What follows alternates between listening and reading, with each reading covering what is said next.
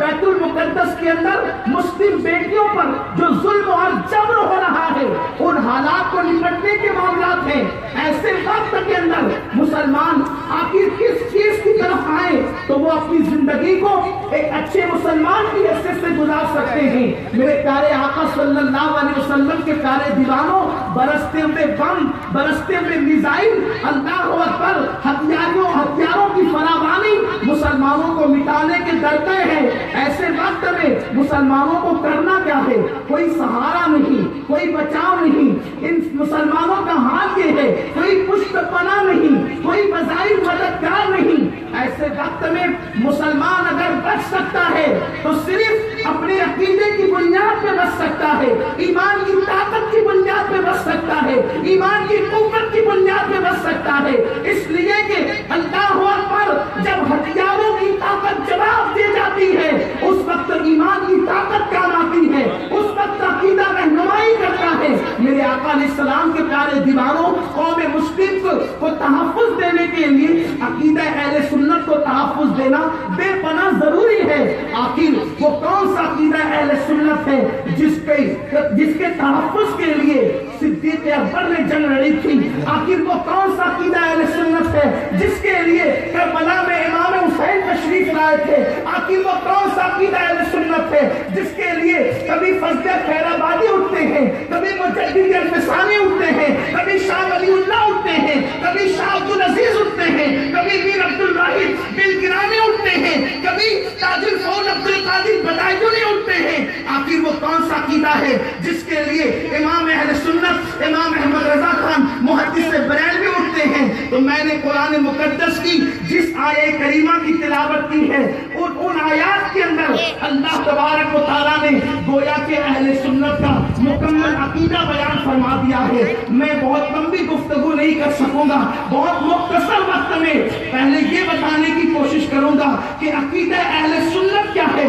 اور اس کا تحفظ کس طریقے سے ہو سکتا ہے۔ میرے پیارے آقا علیہ السلام کے پیارے دیوانوں، اللہ رب العزت قرآن میں ارشاد فرماتا ہے محمد الرسول اللہ، محمد اللہ کے رسول ہیں، والذین معہ، اور جو ان کے ساتھ والے ہیں۔ اب یہاں پر آیہ کریمہ کے مفہوم پہ آپ غور کریں، قرآن کہتا ہے اور وہ جو ان کے ساتھ والے ہیں، یہاں ساتھ والوں سے مراد اول طبقہ جو ہے وہ میرے رسول کے صحابہ کا طبقہ ہے۔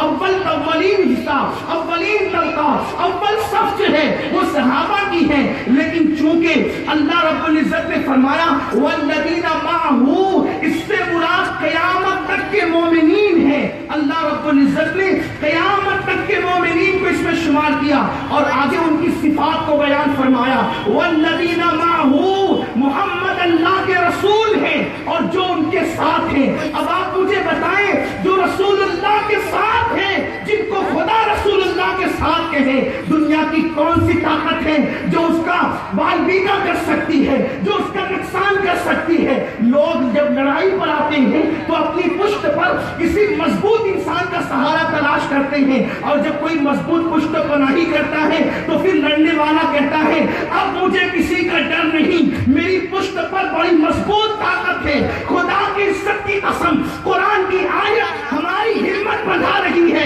اگر عراق اجڑ گیا تو کیا، اگر شام لٹ گیا تو کیا، اگر یمن میں آگ لگی تو کیا، لوگوں تم محمد الرسول اللہ کے ساتھ ہو جاؤ، اس لیے کہ محمد الرسول اللہ سے طاقتور اللہ نے جہان میں کسی کو پیدا ہی نہیں کیا۔ اس لیے کہ ان کی طاقت کا اندازہ تو لگاؤ، اشارہ کرتے ہیں تو چاند ٹکڑے ہو جاتے ہیں۔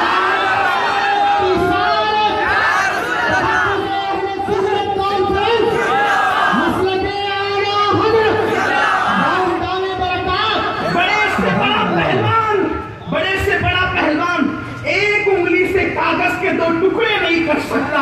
یہ مصطفیٰ جان رحمت کی طاقت ہے کہ اشارہ کرتے ہیں تو چاند ٹکڑے ہو جاتا ہے۔ اور خدا کی قسم صرف ٹکڑے نہیں ہوتا بلکہ جہاں ٹکڑے ہوتا ہے وہیں پر جڑ بھی جاتا ہے۔ اللہ اکبر، جن کے اشارے میں اتنی طاقت ہے، اللہ اکبر، ان کی انگلی میں کتنی طاقت ہوگی، جن کی انگلی کی طاقت کا اندازہ نہیں، ان کے بازوؤں کی قوت کا عالم کیا ہوگا۔ اسی لیے تو میرا امام کہتا ہے جس کو بارے دو عالم کی پرواہ نہیں، ایسے بازو کی قوت پہ لاکھوں हुजूर के साथ हो जाओ, मोहम्मद रसूल अल्लाह के साथ हो जाओ, दुनिया की बड़ी से बड़ी ताकत तुम्हारे कदमों में झुकने पर मजबूर हो जाए।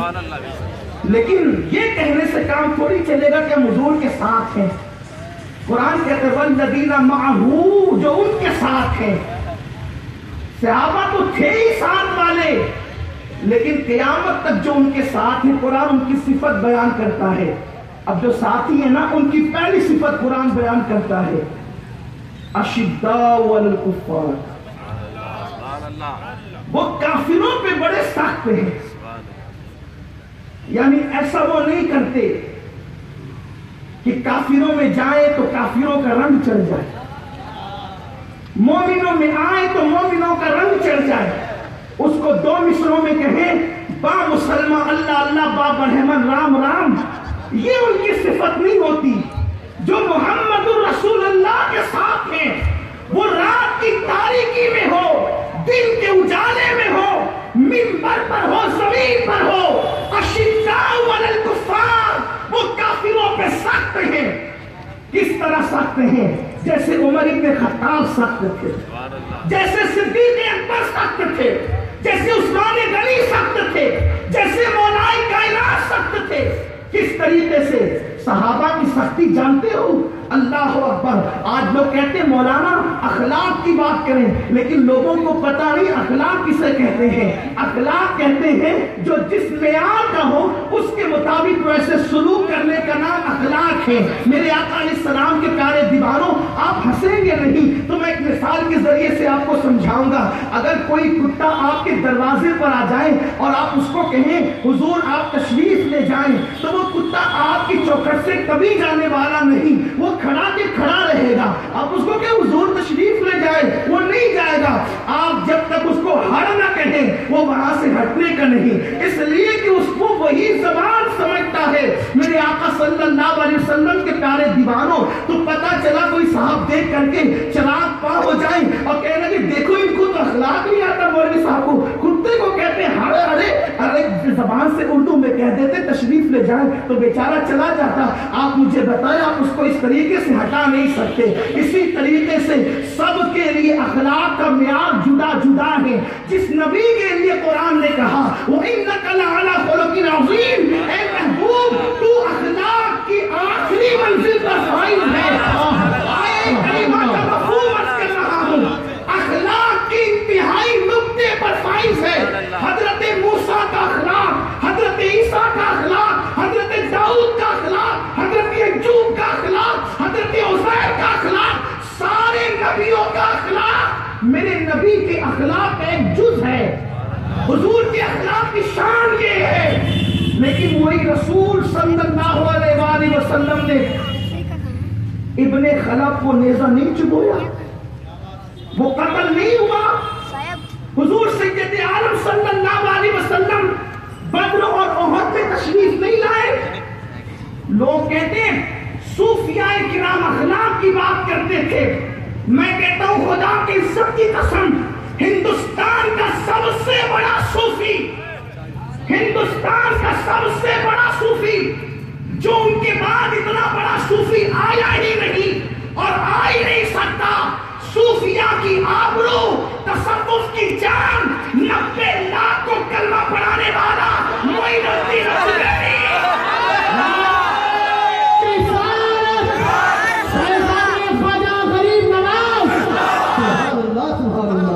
आपने इस्लामी फौज मंगा करके ये नहीं कहा कि मैंने पृथ्वी राज को जिंदा गिरफ्तार करवा दिया। आप मुझे बताएं तो सही, ये गिरफ्तार करवाना कुफार से नफरत है या मोहब्बत है? सरकार गरीब नवाज ने क्या किया? अल्लाह अकबर। यकीनन जो जिस मियार का होगा, आप इशारों की जबान में मेरी बात समझे, मैं जल्दी जल्दी आगे बढ़ना चाहता हूँ।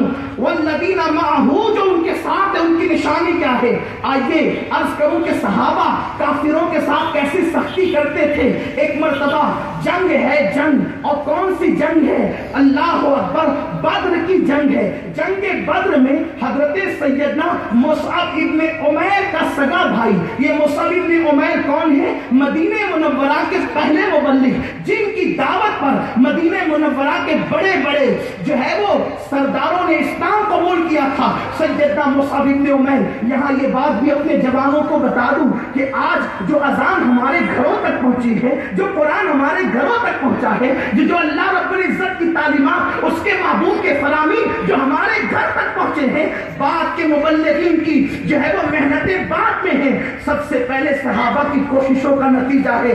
सहाबा को भूल नहीं जाना, सहाबा को फरामोश नहीं कर जाना, इसलिए कि कलमा हमारे घर तक पहुंचने में सहाबा की जाने गई है और किस तरीके से उनकी कुर्बानियां हैं। मुसअब इब्ने उमैर वो हैं, अल्लाह अकबर। इस हालांकि मेरा उन्वान ये नहीं, लेकिन यहाँ भी इशारा करूंगा, अल्लाह अकबर। मुसअब इब्ने उमैर वो हैं जो बड़ी मालदार माँ के बेटे थे और इतना कीमती लिबास पहनते थे कि मक्के में इतना कीमती लिबास कोई नहीं पहनता था, और इतनी कीमती खुशबू इनकी माँ इनको लगाने के लिए देती थी कि जब मुसअब इब्ने उमैर खुशबू लगा करके गलियों से गुजरते थे तो मक्के की औरतें आपस में बातें करती थी कि मुसअब इब्ने उमैर जा रहा होगा, उमैर का बेटा मुसअब जा रहा होगा, इसलिए कि इतनी बेहतरीन खुशबू अगर कोई लगा सकता है तो मक्के में सिर्फ मुसअब इब्ने उमैर लगा सकता है। वो मुसअब इब्ने उमैर जब कलेमा पढ़ के मुसलमान होते हैं, उनकी अम्मी को पता चलता है तो माँ कहती है मुसअब या तो मोहम्मद को छोड़ दे या तो अपनी माँ को छोड़ दे। अल्लाह अकबर। मुसअब इब्ने उमैर कहते हैं मैं माँ को तो छोड़ सकता हूँ लेकिन दामने रिसालत को नहीं छोड़ सकता। इसलिए ईमान क्या है? ईमान नाम यही है, हुजूर अलैहिस्सलाम पे सब कुर्बान कर दे, माँ कुर्बान कर दे, बाप कुर्बान कर दे, भाई की मोहब्बत, बेटों की मोहब्बत, माल की मोहब्बत, सब कुछ उस पे कुर्बान कर दे। अल्लाह अकबर। कहा माँ मैं दामने मोहम्मद नहीं छोड़ सकता। अल्लाह अकबर। इतना सुनने के बाद माँ कहती है मुसअब अगर तू दामने मोहम्मद नहीं छोड़ सकता, अंजाम पता है? मुसअब इब्ने उमैर ने कहा क्या अंजाम है माँ? तो कहती है ये कीमती कपड़े ले लिए जाएंगे, अच्छा सा घर छीन लिया जाएगा, अब खुशबू नसीब नहीं होगी और तुझसे सब कुछ छीन लूंगी, सारी राहतें, सारा आराम, सारा ऐश, सारी इशरतें खत्म हो जाएगी। तो कहते हैं माँ मुस्तफा जाने रहमत के कदमों पे सब कुर्बान है, राहत की जिंदगी उनको छोड़ करके कबूल नहीं है, तकलीफ की जिंदगी उनकी मोहब्बत में गवारा है, इसलिए कि इश्क मुस्तफा का मजा क्या है ये वही जानता है जो उस लज्जत को चख लिया करता है। माँ ने कपड़े छीन लिए, घर से बाहर निकाल दिया, मुसअब इब्ने उमैर टाट लपेट करके हुजूर की बारगाह में आए। सरकार ने फरमाया अपने सहाबा से पहचाना ये कौन है? सहाबा की आंखों में आंसू थे, या रसूल अल्लाह ये वही है जिस वो जो मक्के में बड़े कीमती कपड़े पहना करते थे, मुसअब इब्ने उमैर है। आपसे पूछना चाहता हूँ माँ की बात को रद्द किया है और उसके बाद टाट के कपड़े पहने हैं, और एक वक्त वो भी आया है जब ओहद के मैदान में हजरत सैयदना मुसअब इब्ने उमैर शहीद हो गए हैं, तो अल्लाह अकबर मेरे रसूल के पास उस वक्त बज़ाहिर सहाबा को कफन देने के लिए कपड़ा भी मौजूद न था। सैयदुल शुहदा हजरत अमीर हमजा रज़ी अल्लाह ताला के जिस्म के टुकड़े कर दिए गए, तो आपने अपने जो है वो फूफीजाद भाई से कहा कि जुबैर अपने फूफीजाद भाई से कहा कि याद रखिए आप अपनी अम्मी को जो है कभी भी अपने मामू के लाशे के करीब जाने मत देना। तो उसके बाद अल्लाह अकबर हजरत सफिया के बेटे ने अपनी माँ को रोका, तो माँ कहती है हट जरा मैं अपने भाई को तो देखूं। क्या हुजूर ने मना किया है? अर्ज क्या हुजूर ने इसलिए मना किया है कि मैं देख ना सकूंगी, लेकिन अगर वो अब्दुल मुत्तलिब का बेटा है तो मैं भी तो अब्दुल मुत्तलिब की बेटी हूँ, वो जिक्र करती हूँ कि अपने भाई के जख्मों को इश्क मुस्तफा में चूर देख सकूं। और उसके बाद जब भाई का मुस्ला देखा, जिस्म को कटा हुआ देखा, अल्लाह अकबर चेहरे को कटा हुआ देखा, कान कटे हुए देखे, नाक कटी हुई देखी, और जब सीना चिरा हुआ देखा, जानते एक औरत ने हजरत अमीर हमजा का सीना चीर करके कलेजा निकाला, उसको चबाया, उंगलियां काटी, कान काटे, नाक काटी और उसको पिरो करके अपने गले का हार बनाया। अल्लाह अकबर।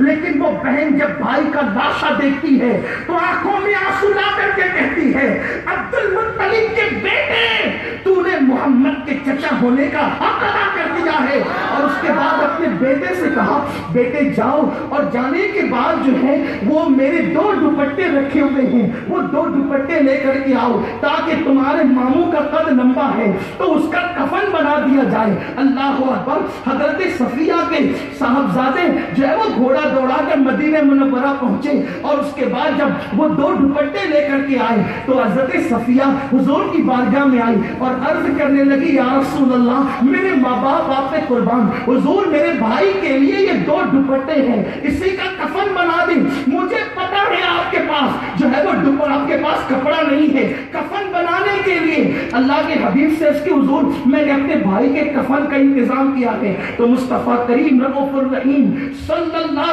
علیہ وآلہ وسلم نے اپنی پھوپھی سے کہا اے میری پھوپھی تو نے تو اپنے بھائی کے لیے کفن کا انتظام کر لیا، لیکن میرا ایک ایسا صحابی بھی یہاں پہ شہید ہوا ہے جس کا کوئی رشتہ دار اس وقت کفن کا انتظام کرنے والا موجود نہیں ہے، اگر تم اجازت دو تو ایک دوپٹہ میں تمہارے بھائی کے لیے اور ایک دوپٹہ میرے اس صحابی کے لیے جس نے میری محبت میں ماں کی راحتیں چھوڑ کر کے ٹانٹ پہنا تھا، میں اس کے لیے کفن کا انتظام کر سکوں، یعنی مصعب بن عمیر کے لیے کفن کا انتظام کر سکوں۔ حضرت صفیہ کہتی ہے حضور آپ مالک و مختار ہیں، آپ جو چاہے کریں، میں نے تو یہ آپ کو لا کر کے دے دیا ہے۔ حضور نے فرمایا لے جاؤ، ایک دوپٹہ حضرت حمزہ کو اڑا دینا اور دوسرا دوپٹہ مصعب ابن عمیر کو اڑا دینا۔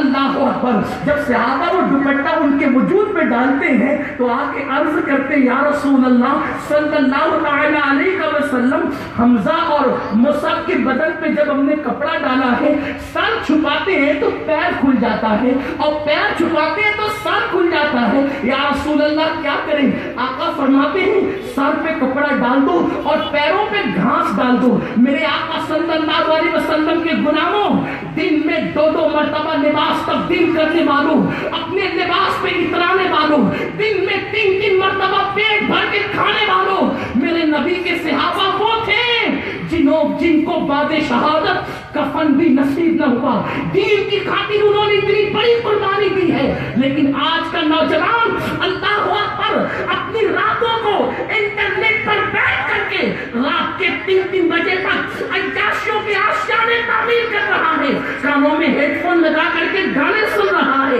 اپنے بالوں کو ہیرو کی طرح کرکٹر کی طرح تراش رہا ہے۔ حال یہ ہے لڑکیوں کے ساتھ دوستی آج فیشن بن چکی ہے۔ اللہ اکبر۔ غزلوں کی محفلیں آج مسلمانوں کا طرز امتیاز بن چکی ہے۔ میں تم سے پوچھنا چاہتا ہوں اپنی جوانی کو عیاشیوں کی نظر کر دینے والوں، اگر قیامت کے دن صحابہ کے خون کا حساب تم سے لیا گیا تو تم اللہ کی بارگاہ میں کیا جواب دو گے؟ رب کی بارگاہ میں کیا جواب پیش کرو گے؟ صرف نعرے آپ کی عقیدتوں کا ثبوت نہیں ہو سکتے، نعتیں سن کر کے 10-20 کا نوٹ دے کر عشق مصطفیٰ کا حق ادا نہیں کر سکتے۔ اللہ اکبر۔ جس نماز کو صحابہ نے اتنی محنت سے ہمارے گھر تک پہنچایا تھا، آج مسجدیں ویران ہم نے کی ہے، ہماری مسجدیں ویران ہو گئی ہے۔ اللہ اکبر۔ مسلمانوں کے گھر کا ماحول دیکھو، نہ اسلامی ماحول ہے، اللہ اکبر، نہ گھروں میں اسلامی ماحول، نہ اسکول اور کالجوں میں اسلامی ماحول، نہ محلے میں اسلامی ماحول۔ ایسا لگتا ہے جیسے اس قوم کا کبھی اسلام سے تعلق ہی نہ رہا ہو۔ اللہ اکبر۔ صحابہ کی قربانیوں کو بھلا دیا گیا، صحابہ کی قربانیوں کو فراموش کر دیا گیا۔ میں گفتگو آگے نہ نکل جائے اس لیے اپنی گفتگو کی طرف آتا ہوں۔ ہمیں صحابہ کی قربانیوں کو محسوس کرنا ہوگا، ہمیں صحابہ کی قربانیوں کا احساس کرنا ہوگا اور اپنی روش سے سچی توبہ کرنا ہوگا۔ یہ اذانیں جو ہمارے گھر تک پہنچی ہے اتنی آسانی سے نہیں پہنچی ہے، کعبے کی دیواروں کے سائے میں سجدہ کر کے ہمارے گھر تک اذان نہیں پہنچی، ہمارے گھر تک قرآن نہیں پہنچا، ہمارے گھر تک نمازیں نہیں پہنچی، بلکہ صحابہ کو بعد شہادت کفن بھی نہ ملا ہے۔ اتنی بڑی قربانیوں کے بعد یہ امانت ہمارے گھر تک پہنچی ہے، اس کا تحفظ کتنا ضروری ہوگا، کتنا اہم ہوگا۔ وہی مصعب بن عمیر جس کا تذکرہ آپ نے سنا ہے، اشداء علی الکفار، سگا بھائی جنگ بدر میں ہے، سگا بھائی، ایک ہی ماں ہے، ایک ہی باپ ہے۔ مصعب بن عمیر مسلمان ہے اور مصعب کا چھوٹا بھائی کافر ہے۔ بدر کی جنگ میں صحابہ काफिरों को कैदी बना रहे थे, बांध रहे थे। मुसअब इब्ने उमैर ने देखा कि उनका छोटा भाई भी बांधा जा रहा है। सोचो, तसव्वुर करो, एक छोटा भाई बड़े भाई की नजरों के सामने जंग के मैदान में कैदी बनाया जा रहा है। उस वक्त उनके दिल पर क्या गुजरी होगी। लेकिन मुसअब इब्ने उमैर अपने दिल की गुजरी हुई कैफियत जबान पे लाते हैं, फरमाते बहुत कस के इसको बांधो, क्योंकि इसकी माँ बहुत मालदार है, फिदिया ज्यादा मिलेगा तो मुसलमानों का भला होगा। अशिद्दाउ अलल कुफ़ार, ये चीज, वरना मुजद्दिद अल-फिसानी को अकबर से लड़ने की हाजत क्या थी, अकबर से मुकाबला करने की हाजत क्या थी। आज टीवी चैनल सीरियल तुम्हारी फिक्र को तब्दील कर रहे हैं। सब चलता है, सब चलता है, नहीं, हुजूर के साथ जो है उसको कुरान में, मैं कोई हदीस तो नहीं पढ़ रहा हूं फिलहाल कि आप उस हदीस पे तफसीरा करें, अभी किसी बुजुर्ग का कौल भी नहीं पेश किया जा रहा है। कुरान कहता है शिद्दाउ अलल कुफ़ार, जो हुजूर के साथी वो काफिरों पे साकते हैं। लेकिन कुरान फिर आगे बढ़ करके कहते हैं हुजूर के साथियों की तारीफ, काफिरों पे शिद्दत करते करते करते करते इतने मुतशद्दिद न हो गए हो कि अपने और बेगानों में फर्क न कर सके, तो कुरान फौरन जो है वो रुख बदलता है और कहता है शिद्दाउ अलल कुफ़ार, एक लकड़ी से सबको मत हटाना, सबके साथ शिद्दत मत करना, रुहमाउ बैनहुम, आपस में वो रहम दिल। देखने जो हुजूर के साथी हैं वो बड़े रहम दिल हैं, उनके अंदर बड़ा रहम है, एक दूसरे के लिए बड़ी मोहब्बत है। ऐसा नहीं कि जो गैरों के लिए लाठी निकली है वो अपनों पर भी चल जाए, नहीं नहीं, अपनी और बेगाने में फर्क कुरान बता रहा है। जो मुहम्मदुर रसूलुल्लाह के साथ है वो आपस में बड़े रहम दिल हैं, किस शान से रहम दिल है, किस अंदाज से रहम दिल है।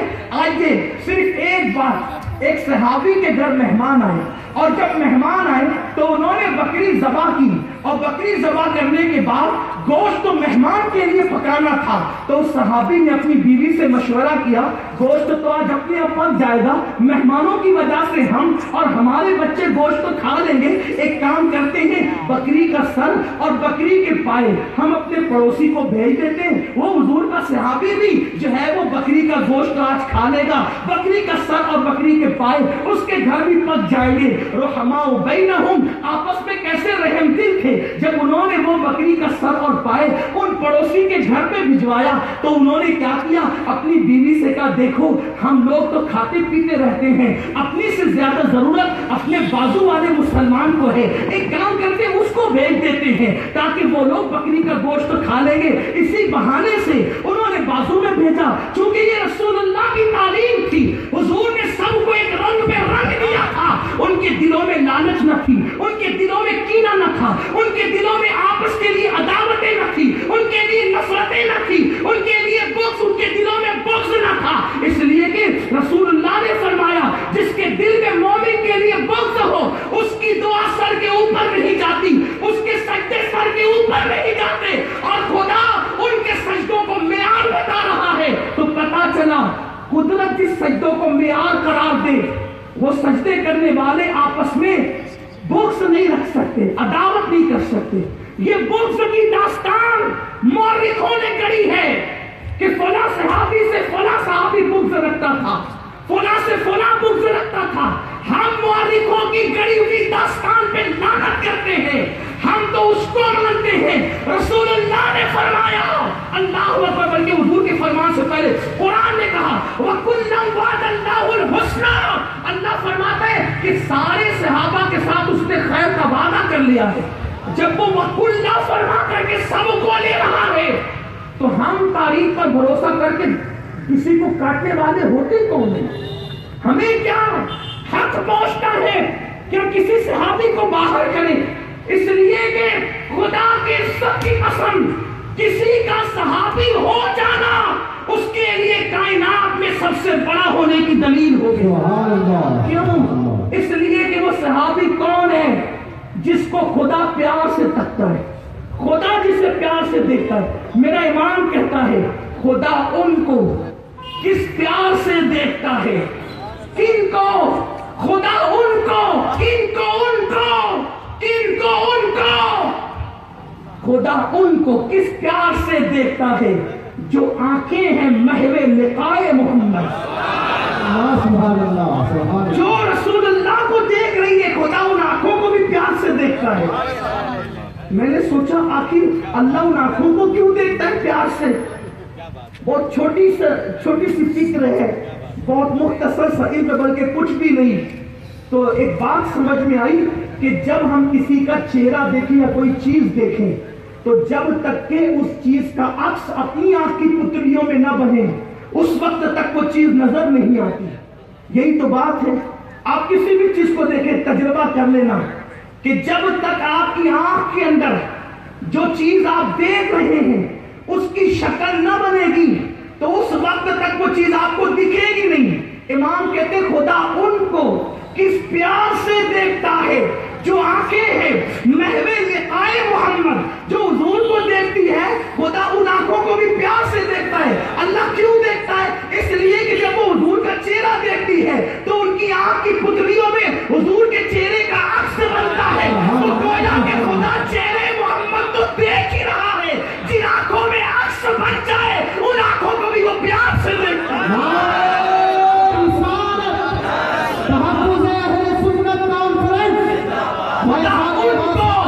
किस प्यार से देखता है जो आंखें हैं महवे लिकाए मोहम्मद। तो सहाबी कहते हैं हमसे ज्यादा जरूरत बाजू वाले को है। फिर उन्होंने कहा मुझसे बाजू वाले को। इस तरह पूरे मोहल्ले के अंदर वो बकरी के सर और पैर घूमते हुए आए और जहां से निकले थे वापस उसी घर के अंदर लौट गए। रुकमाओ बैनहुम की तस्वीर ये है। हुजूर के साथियों की शबी, हुजूर के साथियों की तस्वीर कुरान यूं बयान करता है जो मुहम्मदुर रसूलुल्लाह के साथ हैं उनकी शान क्या है। एक बात और, एक जंग का मौका है, एक जख्मी प्यास की शिद्दत से तड़पता हुआ जमीन पे गिरता है और अल अतश की सदा लगाता है। जिस वक्त वो अल अतश कहता है उस वक्त वो एक नन्ही सी बच्ची उसकी प्यास की शिद्दत को महसूस करते हुए मशकीजा लेकर के दौड़ती है और उसके मुंह के करीब करती है। करीब था कि उसके मुंह में चाय पानी के चंद कतरे गिर जाए। बाजू का दूसरा मुसलमान गिर करके अल अतश कहता है। वो सहाबी मुंह हटाकर कहते हैं बेटी मुझसे ज्यादा प्यास मेरे उस भाई को लगी है, जरा उसको तू उस पहले पानी पिला दे, बाद में मुझे पिलाना। और जब उसके करीब पहुंची तो तीसरा मुजाहिद गिरा। और भी तफसील आ गई है, अल्लाह अकबर। लेकिन जब तीसरे के पास पहुंची वो शहीद हो चुके थे, दूसरे के पास आई वो भी शहीद हो चुके थे, पहले के पास आई वो भी शहीद हो चुके थे। मैं पूछना चाहता हूं रहम का ये जज्बा मुसलमानों के दिल में किसने पैदा किया था? मुस्तफा जाने रहमत ने पैदा किया था। और वो जानते थे हुजूर के साथ रहना है, आका के साथ रहना, हुजूर का साथी बनना है। तो जहां अशिद्दा वल कुफार होगा वहीं पर आपस में रहम का जज्बा भी होगा, मोहब्बत भी होगी। आज अपनी सिचुएशन क्या है? सगे भाई का कारोबार अच्छा चले, सगे भाई का कारोबार तो दूसरे भाई को अच्छा नहीं लगता और वो सोचता है कि किसी तरह से इसकी दुकान ठप पड़ जाए। किसी की बेटी को अच्छे रिश्ते आते हैं तो मुसलमानों से वो भी गवारा नहीं है। जबकि मेरे आका फरमाते तुम में का कोई उस वक्त तक कामिल मोमिन नहीं हो सकता जब तक कि जो चीज अपने लिए पसंद करता है वो अपने मोमिन भाई के लिए पसंद है। दुनिया जानती है तुम खुद गर्ज हो चुके इसलिए वो तुम्हें मिटाने के लिए आ गई। अगर मुसलमान शीशा पिलाई दीवार बनते तो फिर क्या होता जानते?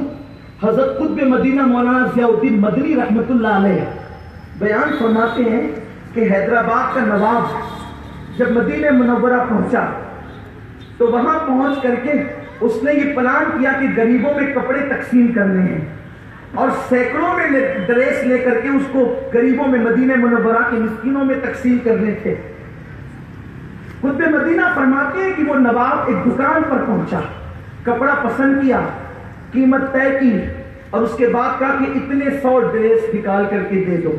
दुकानदार ने कहा भाई साहब बाजू की दुकान से ले, मैं आपको नहीं दे सकता। उसने कहा कि कीमत तय हो गई, कपड़ा भी है, क्वालिटी भी है, सब रजामंदी है, फिर आखिर आप ऐसा क्यों कर रहे हैं? तो उसने कहा कि दरअसल बात यह है सुबह से लेकर अब तक मैं इतना कमा चुका हूं कि बाल बच्चों में ले जाऊंगा तो वो खुश हो जाएंगे, लेकिन सुबह से देख रहा हूं कि मेरे उस भाई का धंधा नहीं हुआ है اور کوئی گاہک اس کی دکان پر پہنچا نہیں ہے تو میں یہ سوچتا ہوں کہ وہ اپنے بچوں کے لیے کیا لے کر کے جائے گا. اس لیے میں چاہتا ہوں کہ میرا تو دھندا ہو گیا, آپ اس سے خریداری کر لے تاکہ وہ جائے تو اس کے بچے مایوس نہ ہو, اس کے بچے بھی خوش ہو جائیں. رحماؤ بینہم, یہ تصور تھا. آج کیا حال ہے؟ آج مسلمانوں کی کیفیت کیا ہے؟ جو خود قرض ہو جاتے ہیں پھر ان کو مٹایا ہی جاتا ہے, پھر ان کو تباہ ہی کیا جاتا ہے. جانتے ہیں آپ, مسلمان رحم سے پہچانا جاتا تھا. جس وقت سقوط گرناطہ ہوا, گرناطہ سے مسلمانوں کی حکومت کا خاتمہ ہوا, رومیوں نے مسلمانوں کو قتل کرنے کا اعلان کر دیا. جو اپنے آپ کو بہت امن پسند کہتے ہیں, بہت امن پسند کہتے ہیں, اور جہاں امن کا کوئی تصور نہیں, بس پروپیگنڈا ہے. امن تو اسلام میں ہے, اور پیغمبر اسلام نے جو امن کا تصور پیش کیا ہے وہ کوئی کیا پیش کر سکتا ہے؟ جانتے ہیں فتح مکہ کے موقع پر جب 10,000 سے زیادہ مسلمانوں کا لشکر چلا تھا, دن دناتے ہوئے حضور نکلے تھے تو ایک ابو بکر کے ساتھ, اور جب گئے ہیں تو 10,000 سے زیادہ کا لشکر ہے, اور اس لشکر کو روکنے والا کوئی نہیں ہے. اللہ کے حبیب صلی اللہ علیہ وسلم کو اطلاع دی گئی, یا رسول اللہ رستے میں کتیا ہے جس نے ابھی ابھی بچے دیے ہیں, حضور کیا حکم ہے؟ اللہ کے حبیب نے فرمایا ایک آدمی کو کھڑا کر دو, اور وہ وہاں کتیا کے بچوں کے پاس کھڑا رہے اور لشکر کو تنبیہ کرتا رہے کہ ذرا دور سے چلو, کہیں بے خیالی میں یہ کتیا کے بچوں کو کچل نہ دے. حضور کا ایک صحابی وہاں پر کھڑا رہا اور پورا 10,000 کا لشکر گزرنے تک, آپ اندازہ کر سکتے ہیں 10,000 کا لشکر گزرنے میں کتنا وقت لگا ہوگا. مگر میرے رسول نے کتیا کے جو بچے ابھی ابھی جن کو کتیا نے جنم دیا ہے اپنا لشکر اس کو کچل دے, وہ بھی میرے رسول کو گوارا نہیں. اس کتیا کے بچوں کے تحفظ کے لیے آقا اپنے صحابی کو کھڑا کرتے ہیں. جو رسول کتیا کے بچوں کا اتنا خیال کرتے ہو, وہ رسول اشرف المخلوقات کا کتنا خیال فرماتے ہو. یہ فکر ختم ہوتی جا رہی ہے. اللہ اکبر, مسلمان رحم سے پہچانا گیا. جب گرناطہ تباہ ہوا, مسلمانوں کی حکومت کا خاتمہ ہوا, رومیوں نے اعلان کر دیا قتل کرو. اس وقت علماء سے مسئلہ پوچھا, علماء نے کہا بھیس بدل کر کے نکلو, جان بچاؤ. اس وقت اپنا لباس چینج کر دو, اپنا چہرہ چینج کر دو, اپنی پہچان تبدیل کر دو, نکل جاؤ. جب مسلمان بھیس بدل بدل کر نکلنے لگے تو رومیوں نے میٹنگ کی, بھیس بدل کر کے جا رہے ہیں, ان کو پہچانے کیسے؟ تو کہا کہ شہر کے دروازے پہ, صدر دروازے پر ایک معذور کو جو تڑپ رہا ہو پیاس سے ڈال دو, اس کو مسلمان پہچانا جائے گا. اب وہ وہاں پہ پڑا, دروازے پہ پانی مانگتا تھا. ایک نوجوان جس کے چہرے پہ داڑھی نہ تھی, ایک نوجوان جس نے اسلامی لباس نہیں پہنا تھا, جب وہ پانی مانگتا ہے, یہ جان بچا کے بھاگ رہا ہے اور وہ پانی مانگتا ہے معذور. ایسے میں اس کے پیر آگے بڑھنا چاہتے ہیں, لیکن ایسا لگا کسی نے زنجیر ڈال دی اور وہ رک گیا, پلٹا پانی لایا, اور جب اس کو پلانے لگا تو چاروں طرف سے پکڑ لیا گیا. جب پکڑ لیا گیا تو اس نے کہا کہ مجھے کیوں پکڑتے ہو؟ تو کہا تم مسلمان ہو. اس نے کہا نہیں میں مسلمان نہیں, میرا چہرہ تو دیکھو, میرا لباس تو دیکھو. کہا نہیں تم مسلمان ہو. جب تحقیق کی گئی تو وہ یقیناً مسلمان تھا. تاریخ پوچھتی ہے کہ اس کو کیسے پہچانا. لباس تو نہیں تھا اسلامی, چہرہ تو اسلامی نہیں تھا, سر پہ ٹوپی تو نہیں تھی. وہ جانتے تھے رحمت للعالمین کا امتی رحم سے کبھی خالی ہو ہی نہیں سکتا. سبحان اللہ, بے شک. اپنی پہچان یہ تھی. آج رحم کہاں ہے؟ بہت مختصر سے معاملات کو لے کر ہم کبھی کسی کو منافق کہہ رہے ہیں, ہم کبھی کسی کو صلح کلی کہہ رہے ہیں, ہم کبھی کسی کو کافر کہہ رہے ہیں. ٹوپیوں کے رنگ پر ہم لڑ رہے ہیں, چادروں کے رنگ پر ہم لڑ رہے ہیں, خانقاہوں کے گنبد کے معاملات میں ہم لڑ رہے ہیں. لڑائی لڑائی لڑائی, ایسا لگتا ہے کہ جس قوم نے امن کا پیغام دیا تھا وہ قوم آپس میں ٹکرا گئی. اور یہ اسلام دشمن طاقتوں کی سازش ہے مسلمانوں کو آپس میں لڑا دو. جو قوم سیسا پلائی ہوئی دیوار تھی اس کو چھوٹے چھوٹے معاملات پہ لڑا دیا گیا. ہمیں شعور تک نہیں ہے, ہم الجھ گئے آپس میں, ہم نہ کبھی علم کے معاملے میں سوچتے ہیں، نہ کبھی عمل کے معاملے میں سوچتے ہیں، نہ ہم کبھی ترقی کے معاملے میں سوچتے ہیں۔ اللہ اکبر، ہمارا حال یہ ہے کہ ہم وہی پرانی معاملات کو بار بار ریپیٹ کرتے ہیں۔ دنیا چاند پر جا کر آ چکی ہے۔ کسی شاعر کا شعر ہے، اغیار محرومہ سے بھی آگے نکل گئے، الجھے ہوئے ہیں صبح کی پہلی کرن میں ہم۔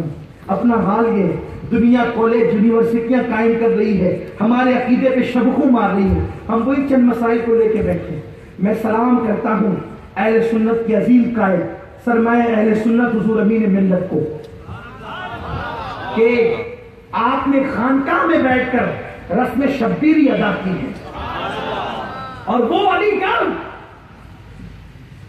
گڑھ کا نام سن کر کے لوگ سوچتے تھے کہ اب الہاد اور بے دینی ہی آئے گی، یہی لوگ سوچتے تھے۔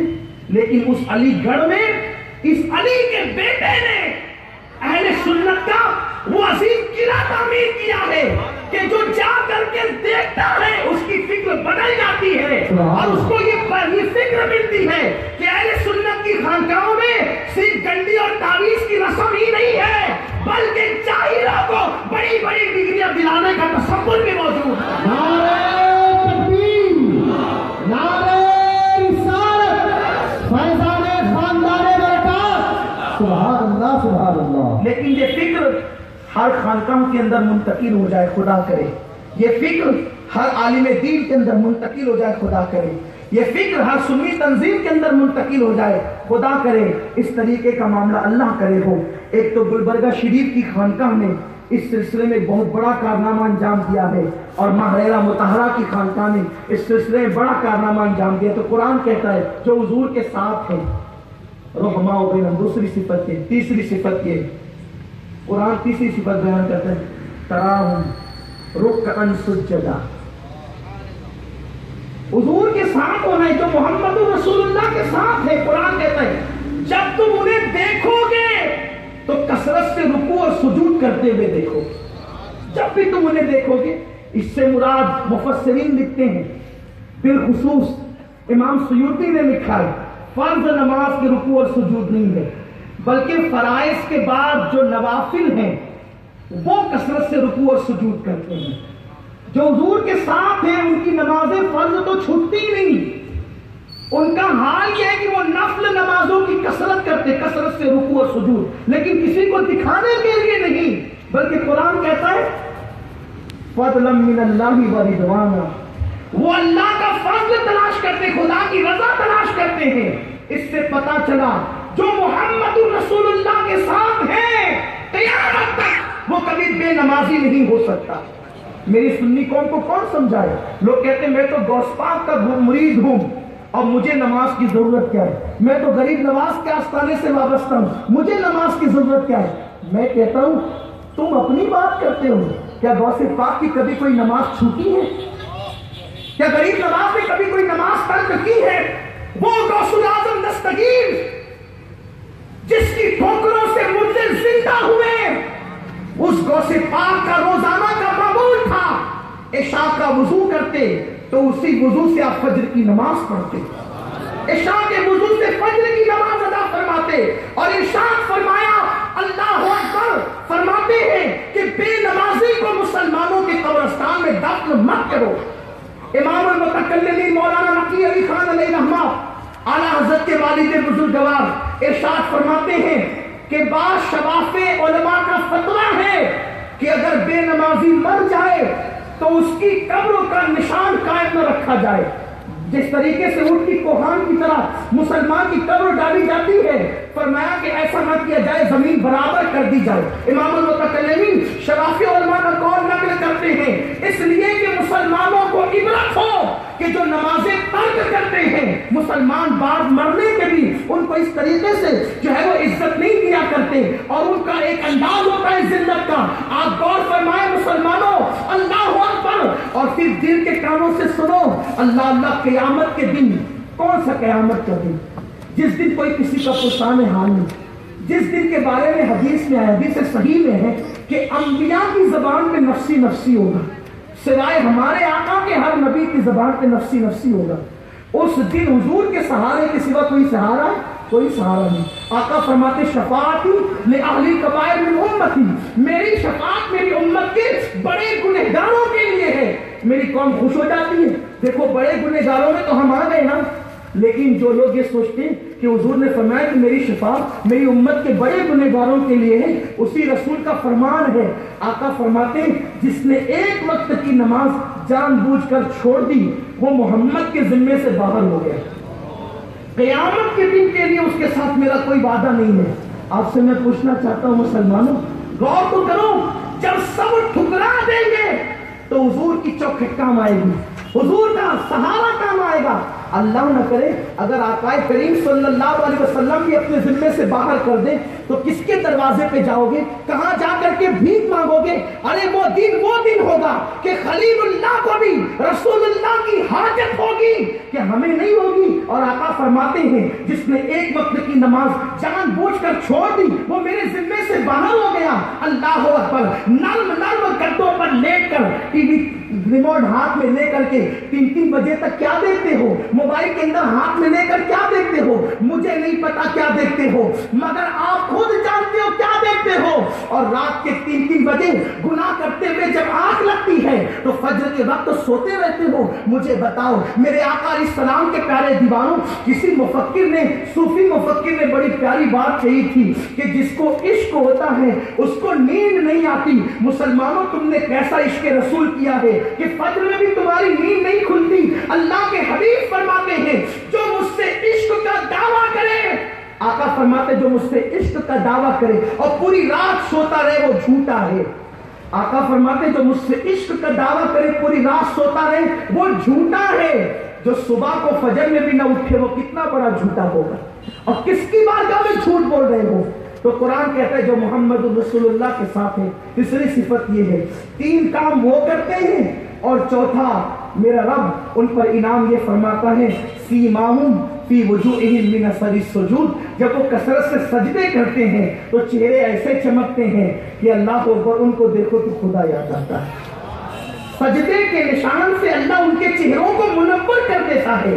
تو میرے پیارے آقا صلی اللہ علیہ وسلم کے پیارے دیوانوں، یہ حضور کے ساتھ رہنے والوں کی شان ہے. اب جو حضور کا ساتھ ہو گیا، جو حضور کے ساتھ ہو گیا، اب اس سے آپ لڑائی نہیں مول لے سکتے، کیونکہ اب اگر آپ اس سے لڑنے جاؤ گے تو حضور کی جماعت سے باہر کر دیے جاؤ گے.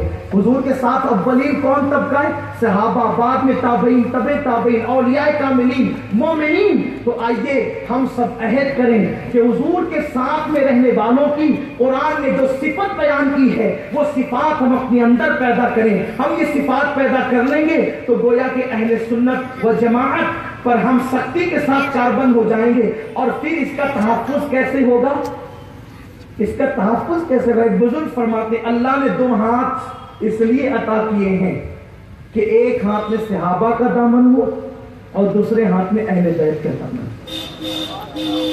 کیونکہ اہل سنت جو ہے نا وہ ایک اعتدال راستہ ہے. خارجیت اور رافضیت کے درمیان معتدل راستے کا نام اہل سنت ہے.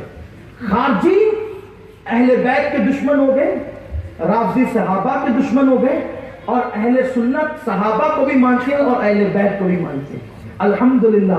تو نہ خارجیت کی طرف جائیے کہ مولا علی کا نام لینے سے چہرے پر جو ہے 3.5 بج جائے، ایسا چہرہ نہ بنائیں. آپ کو بتاؤں، آپ جانتے ہیں حضرت ابو سعید خدری، آج کل اگر کسی مجمع میں نعرہ حیدری لگا دو تو لوگ ٹنکیاں ایک دوسرے کو دیکھنے لگتے ہیں، یہ نعرہ حیدری لگا تو رافضیوں کی محفل میں تو نہیں آ گئے. نعرہ حیدری لگانا رافضیوں کا طریقہ تھوڑی. اہل بیت سے کتنی ہی محبت کرو اس کا نام رافضیت نہیں ہے. رافضیت صحابہ کی توہین کا نام ہے، صحابہ کے بغض کا نام ہے، صحابہ کی عداوت کا نام ہے رافضیت. ورنہ اہل سنت سے زیادہ اہل بیت سے محبت کون کر سکتا ہے؟ خدا کی قسم جو ہستیاں ہمارے پاس ہیں وہ رافضیوں کو خواب میں بھی نصیب نہیں ہو سکتی. الحمدللہ مولا علی سے لے کر امام مہدی تک کے سادہ ہمارے ساتھ ہیں. جیسا سید ہمارے ساتھ ہے، شاہ برکت اللہ جیسا سید ہمارے پاس ہے، جیسا سید ہمارے پاس ہے.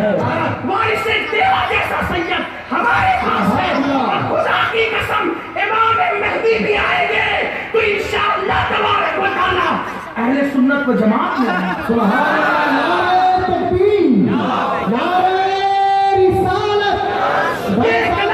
یہ غلط فہمی ہے کہ اہل بیت کی محبت رافضیت ہے۔ اہل بیت کی محبت رافضیت ہو ہی نہیں سکتی، کیونکہ حضور علیہ السلام نے جن کی محبت کو ایمان قرار دیا ہے پھر وہ رافضیت کیسے ہو سکتی ہے؟ آپ بتاؤ، اس لیے بہت غلط فہمیاں لوگ پیدا کرتے ہیں، نعرہ حیدری سے ڈرتے ہیں، ڈراتے ہیں۔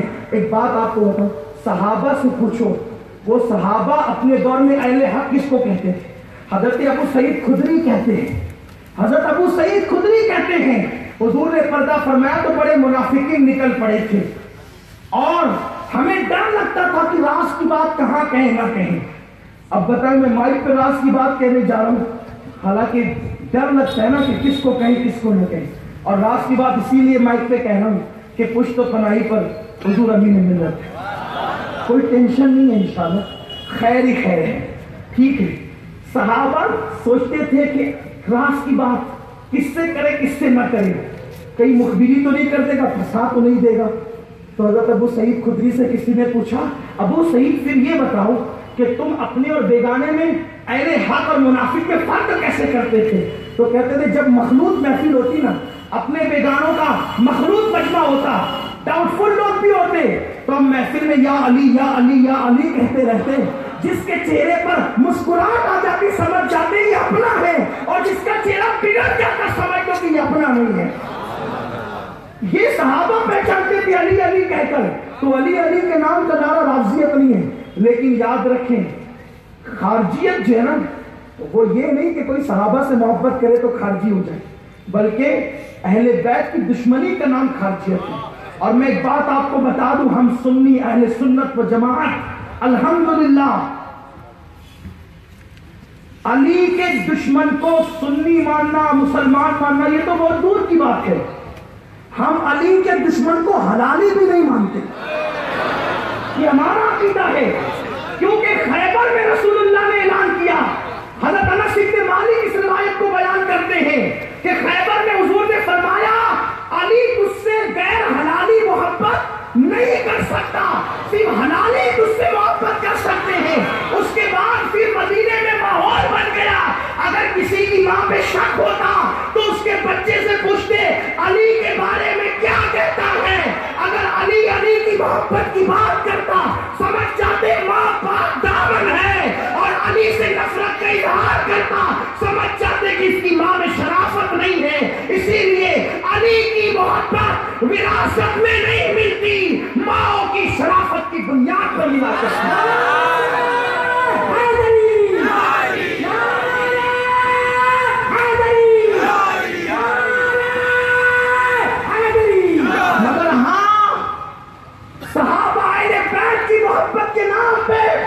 کسی صحابی کو گالی مت دینا، آقا فرماتے میرے بعد میرے صحابہ کو گالی مت دو، جس نے میرے بعد میرے صحابی کو برا کہا اللہ کی اور سارے فرشتوں کی اس پہ لعنت ہے، اللہ نہ اس کا فرض قبول کرے گا نہ نفل قبول کرے گا۔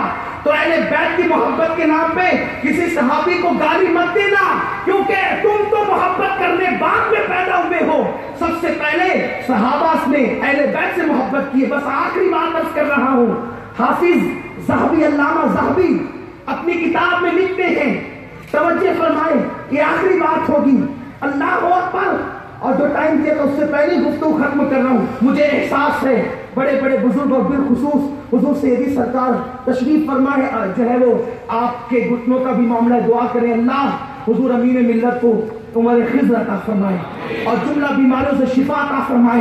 لیکن بات سنیں آپ، صحابہ نے جو اہل بیت کی محبت کی ہے کوئی نہیں کر سکتا، اور سب سے پہلے انہوں نے کی ہے۔ ایک بات یہ ورق پلٹیں گے نا تو بہت سارے نکات نکلیں گے، لیکن صرف ایک بات حافظ ذہبی لکھتے ہیں کہ ایک مرتبہ ایک شخص کا انتقال ہوا، اس واقعے کا مفہوم عرض کر رہا ہوں۔ ایک شخص کا انتقال ہوا مدینہ منورہ میں، نماز جنازہ پڑھانے کے لیے اس کے میت کے گھر والوں نے کہا کہ اس جنازے کی امامت نبی کا شہزادہ نواز رسول کریں، امام حسین کریں گے۔ امام علی مقام کو مدعو کیا گیا، بلایا گیا، آپ نماز جنازہ پڑھانے کے لیے تشریف لائے، تو آپ نے جنازے کے دور اپنی جوتیاں اپنی نالین اتار دی اور جنازے کے پاس آئے اور آپ نے جنازے کی نماز پڑھائی.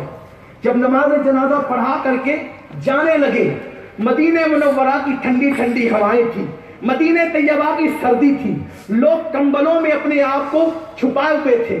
لوگوں نے کیا دیکھا کہ امام حسین علی جدہ علیہ السلام جنازے سے اپنی نالین کی طرف بڑھتے ہیں تو ادھر دور سے ایک بوڑھا آدمی جس کا چہرہ کمبل کے اندر چھپا ہوا تھا اور وہ پہچان میں نہیں آ رہا تھا، وہ دوڑتے ہوئے آیا اور اس نے مولا حسین کی جوتیوں کو اٹھایا اور اپنے امامے کے شملے سے، علامہ صحابی کہتے ہیں اپنے امامے کے شملے سے، ہاتھ کے رومال سے نہیں، چادر سے نہیں، سیدوں کی عظمت پہ تقریر کرنا اور بات ہے، لفافوں کے لیے اور ان کی تعظیم کا حق ادا کرنا اور بات ہے، اور بات ہے.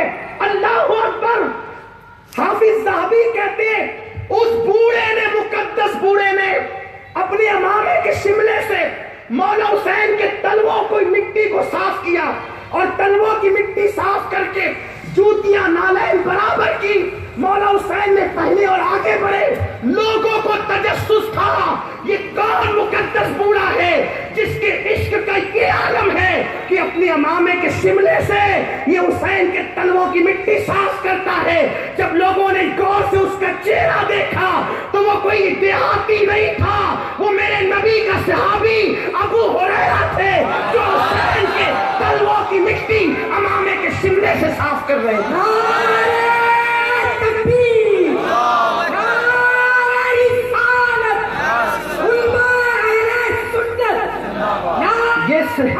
یہ صحابہ تھے، صحابہ. اللہ تبارک و تعالی ہم سب کو اہل سنت کے سچے مسلک پر استقامت عطا فرمائے.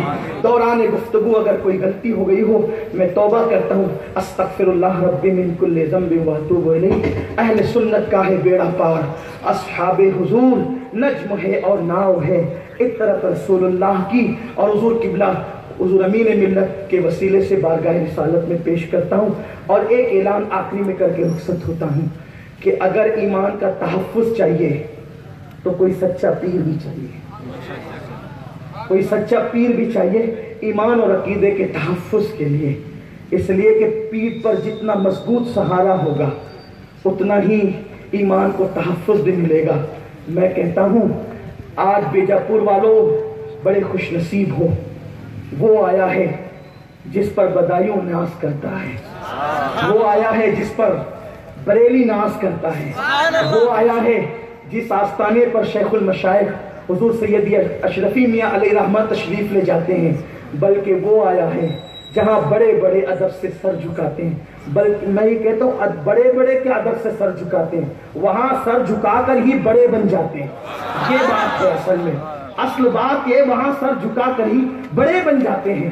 تو آج حضور قبلہ امین شریعت و طریقت حضور سیدی سرکار امین ملت تشریف لائے ہیں.